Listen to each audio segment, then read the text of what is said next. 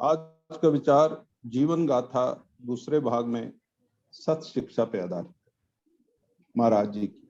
Mummy वो हमारे लिए मंच पे बैठे होते ना हम, तो इसलिए जलानी पड़ती है हमें। हाँ जी, आवाज आ रही है?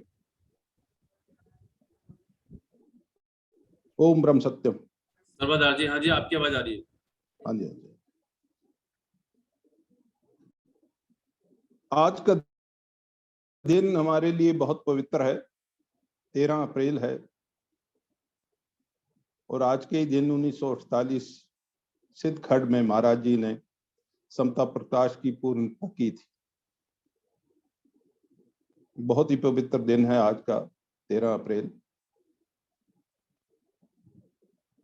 तो आज सत शिक्षा उपदेश देने से पहले मुझे कुछ बचपन की याद आई कि एक समय हुआ करता था जब बेटी की शादी होती थी तो उनकी प्रिय सखी जो होती थी, दोस्त होती जिसे हम कहें, प्रिय सखी होती थी बचपन की, वो उन्हें सत शिक्षा दिया करती थी अपनी उस सहेली को जिसकी शादी होती थी। अभी भी याद है वो सत शिक्षा इस प्रकार होती थी कि सब हम लोग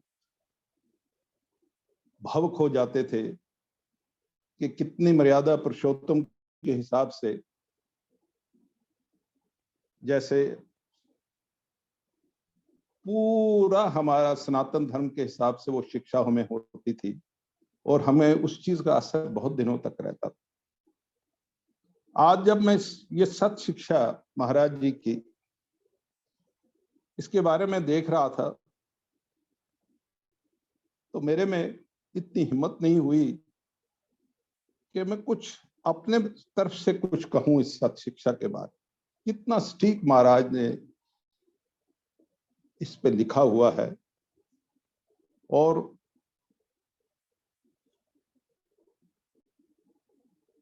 ये जो सत शिक्षा महाराज ने दी है ये इस दोहे के आसपास घूमती है, इस दोहे के लाइट में ही उन्होंने दी। महाराज जी फरमाते हैं, सब जग रूप ब्रह्म का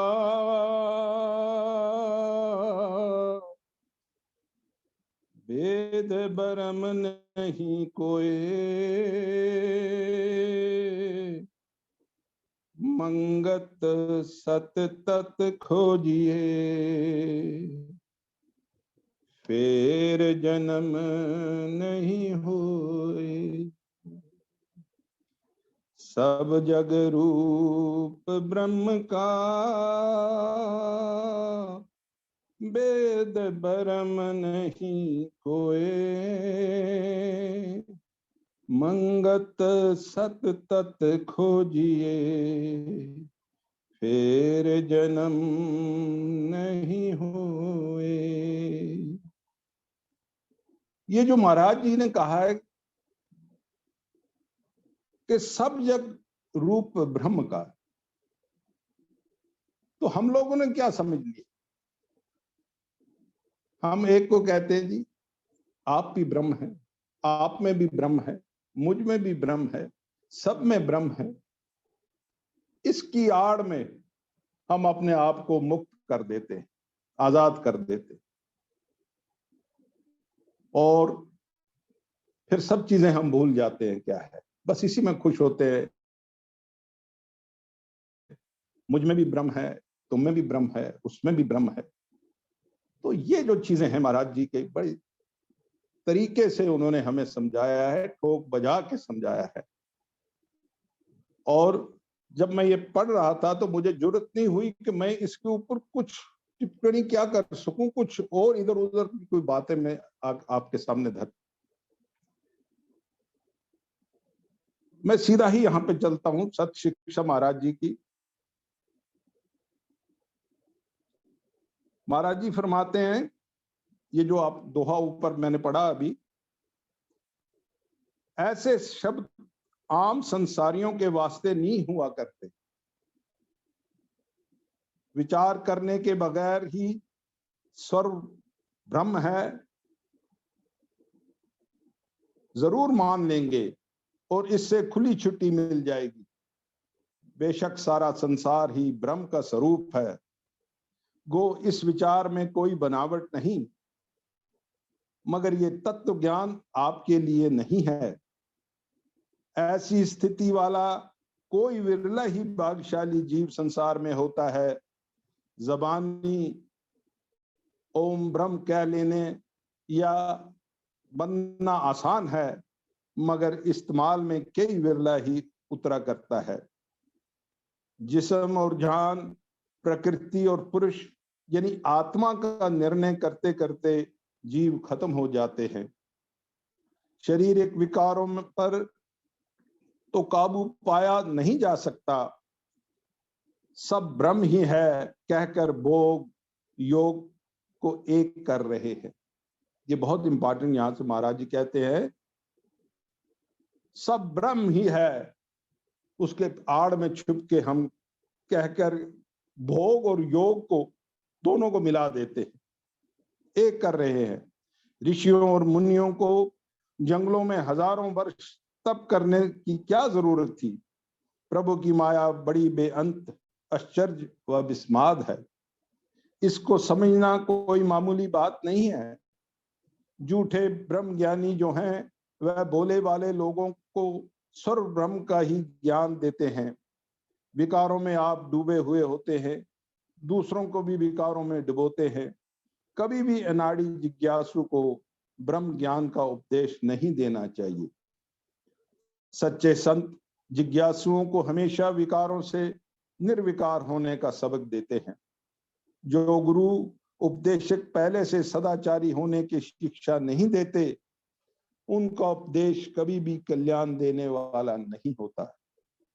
ब्रह्म ज्ञानी में 3 काल कोई विकार उत्पन्न नहीं हो सकता। सारे संसार के जीव शारीरिक विकारों की अग्नि में तपायमान हो रहे हैं, मगर एक ब्रह्म ज्ञानी का हृदय ही शांत स्वरूप होता है। सर्व आत्मा भावना उनकी ही होती है और किसी की नहीं। तत्व स्वरूप आत्मा से संयुक्त होना ही महान कर्तव्य है। दूसरे सब कर्तव्य अधूरे और दुखमयी हैं। आम संसारी जीवों का जब काम, क्रोध, लोभ, मोह का सामना होता है, सब ज्ञान ध्यान एक तरफ रह जाते और वह इन विकारों की पूर्ति के यत्न में लगे रहना अपना फर्ज समझते हैं। कृष्ण भगवान की जो मिसाल सखियों के संग रासलीला जो देते हैं, उन्हें एक तरफ तो रासलीला करते दिखाया गया है, दूसरी तरफ उन्हें ही शेषनाग की शीश पर खड़ा दिखाया गया है। उनकी नकल करने वाले महामूर्ख। ये समता तत्व के बोधक नहीं। कृष्ण भगवान ने जो ज्ञान गीता में बयां किया है, उसे समझने की कोशिश करो, तब ही उनकी हस्ती का पता लग सकता है। पता नहीं उन्होंने रासलीला की भी है या नहीं। पखंडी लोगों ने इन्हें भी अपने जैसा भोगी जानने की कोशिश की है और आम लोगों को भी गलत रास्ते पर डाला है। जिसका भंग चरस पीने का दिल चाहता है, वह शिव जी का नाम लेकर भंग भी लेता है और दम लगा लेता है। महापुरुषों के ज्ञान विचार की तरफ ध्यान नहीं देता। दुनिया वालों ने यही ब्रह्म ज्ञान समझ रखा है कि बुजुर्गों के नाम लेकर जो कुलक्षणी काम है करते जाओ। पहले अच्छी तरह जिंदगी और मौत को समझो।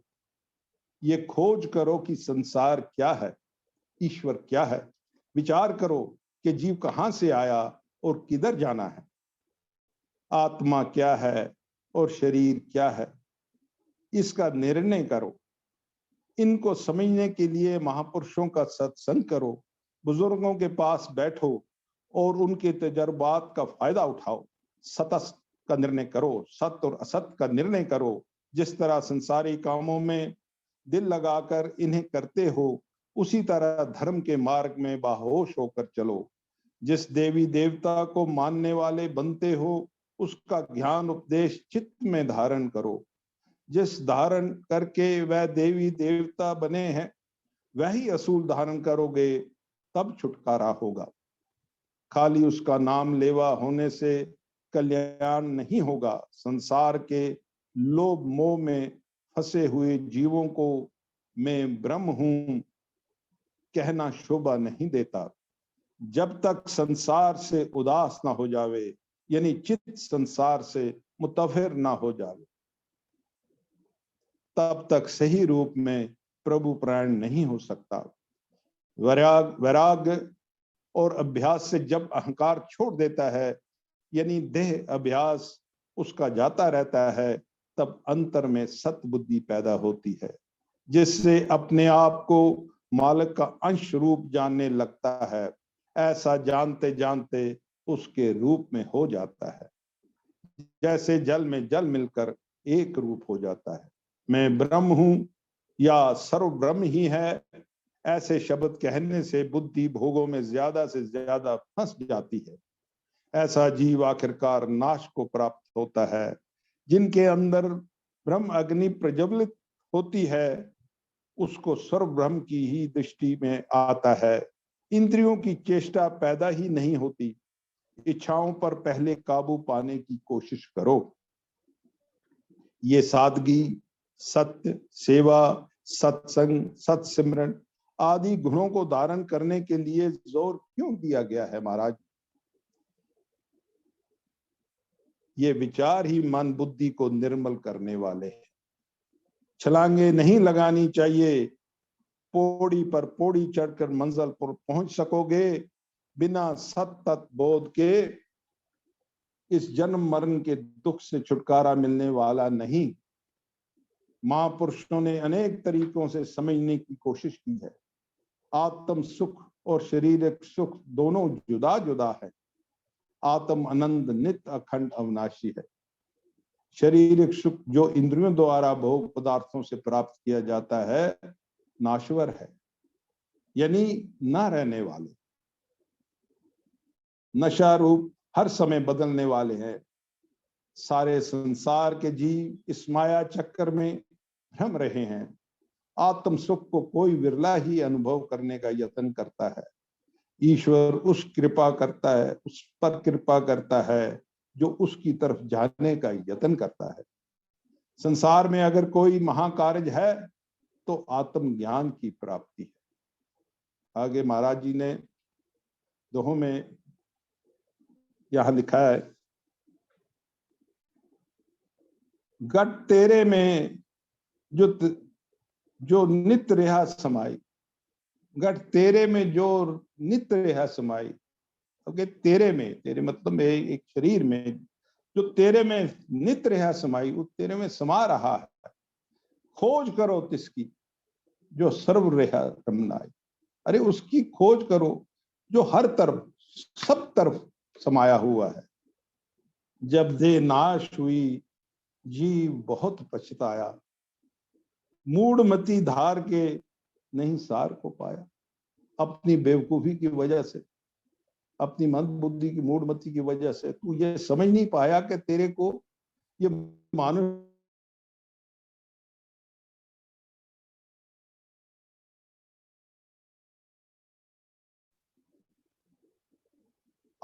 मानुष देह में सार तत्व करो विचार। आत्म तत्व खोज पावे निर्धार। फिर अंत में महाराज जी कहते हैं, नित्य अनंत सर्व प्रकाश घट घट रहिए भरपूर। मंगत उस घर जा बसे जा बाजे अनहद तूर। नित्य अनंत सर्व प्रकाश घट घट रहिए भरपूर।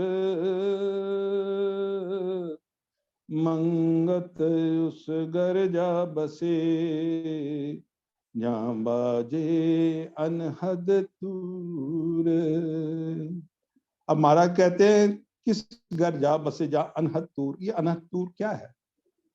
ये अनहद वो संगीत है, वो आवाज है जो कृष्ण की बांसुरी से निकली है। और ये वही आवाज है जो भगत बनारसी दास को महाराज जी ने कहा, मेरी पीठ के साथ जरा कान लगाओ और सुनो क्या है। और ये वही आवाज है जिसे हम अनहद कहते हैं। ईश्वर तुम सबको सद्बुद्धि बख्शे। अब थोड़े दिन की तकलीफ रह गई है, अब बहुत समय इनका लिया है। कोई बात दिल में रखोगे जरूर सुख पाओगे। एक प्रेमी कहने लगा, महाराज जी ईश्वर का असली नाम क्या है? अगर मैं ब्रह्म हूं ना कहें तो और क्या कह सकते। श्री महाराज जी फरमाने लगे, प्रेमी, ईश्वर के नाम सत्पुरुषों ने ग्रंथों में कई तरह के बयान किए हैं। जैसी जैसी सिफत प्रभु के विचार में आई वैसा वैसा नाम धरते गए। वास्तव में उसका नाम कोई नहीं, वह अनामी है। हाँ, जिसको किसी सत्पुरुष से आत्म अनुभव का रास्ता मिला है वही नाम समझो। खाली ब्रह्म ब्रह्म करने से कल्याण नहीं होता। इस तरह आत्म पद की प्राप्ति नहीं होती। जब तक राग, द्वेष, काम, क्रोध, लोभ, अहंकार मौजूद हैं तब तक आत्म सिद्धि नहीं हो सकती। नित्य सत्संग और सदग्रंथों का विचार करो। कोई सत्पुरुष मिल जाए तो उससे ज्ञान मार्ग लेके पुरुषार्थ धारण करो। मन में संतोष रखते हुए जीवन यात्रा में जो कुछ निर्वाह मात्र प्राप्त हो उसको प्रभु आज्ञा समझते हुए अपना उद्धार करो। संगत प्रसाद लेके विद्या हुई। और इस तरह महाराज जी ने ये अपना जो हमें सच शिक्षा दी है। अब मैं आपसे ही, आपके ऊपर ही निर्णय रखता हूं कि मैं इसमें क्या बोल सकता था। मुझ में कहाँ इतना वो क्या कहे, मैं कुछ भी नहीं कह सकता कि मैं इसके आगे क्या बोलता। महाराज जी ने जो दिया है मैं लफ्ज यहाँ से वहां नहीं कर सकता हूँ। धन्य है महाराज, ये हमारी खुशनसीबी है कि हमें ऐसे सतपूर्ण गुरु मिले हैं। अगर कोई गलती हो तो मुझे क्षमा कर दीजिएगा, क्योंकि मैं इस योग्य नहीं हूं कि मैं महाराज की इस पूरी व्याख्या को पूरी तरह करूं। बस यही उनसे आशीर्वाद चाहता हूं कि जो कुछ उन्होंने लिखा है उस पर अगर थोड़ा सा भी मैं चल सकूं तो मेरे लिए वो भी बहुत कुछ है। ओम ब्रह्म सत्यम सर्वदा।